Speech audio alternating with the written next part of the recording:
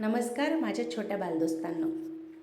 मागच्या कथेत म्हणजेच कच्चं मडकं या कथेमध्ये ज्ञानेश्वरांनी नामदेवांना विसोबा खेचर यांना गुरु म्हणून भेटावयास सांगितले.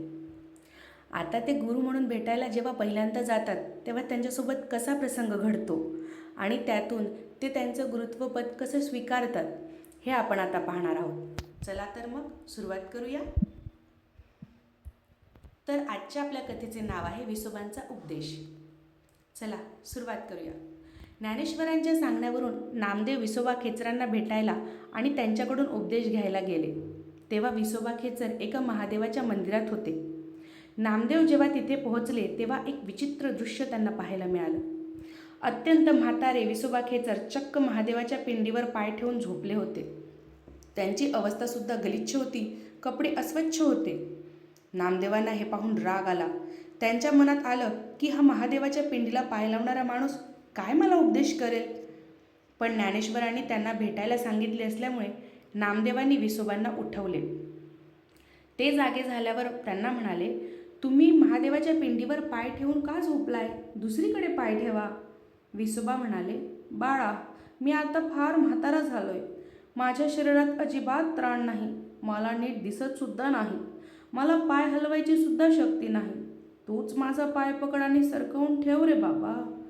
नामदेवांनी विसोबांचे पाय धरले आणि सरकवले. त्या क्षणी त्यांच्या पायाखाली दुसरी पिंड प्रकट झाली. नामदेवांनी त्यांचे पाय इकडे तिकडे बऱ्याचदा हलवून ठेवले. पुन्हा पुन्हा त्यांच्या पायाखाली पिंड प्रकट झाली. आता नामदेवांना यामागचा अर्थ कळाला. ही सगळी सृष्टीच देवाने निर्माण केली आहे. त्यामुळे प्रत्येक ठिकाणी देव आहे.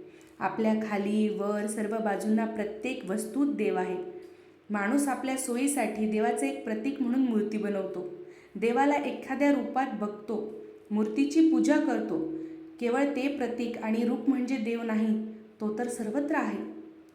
त्यांना आपल्या आजवरच्या भक्तीमधली त्रुटी कळली. देव सगळीकडेच आहेत असल्यामुळे तो त्यांच्या भेटायला आलेल्या निवृत्तीनाथ ज्ञानेश्वरांमध्ये सुद्धा होता. त्यांनाही आदराने वागवायला हवं होतं. त्यांनी तसं केलं नाही, त्यामुळे त्यांचं मडकं कच्चं राहिलं होतं.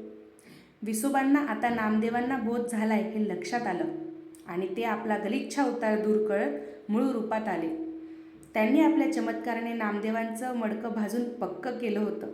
नामदेव विसोबांचे शिष्य झाले आणि आपल्या ज्ञानात प्रगती केली. पुढे स्वतः विठ्ठलाने त्यांची परीक्षा घेतली. त्यातही ते उत्तीर्ण झाले बरं का. धन्यवाद मित्र.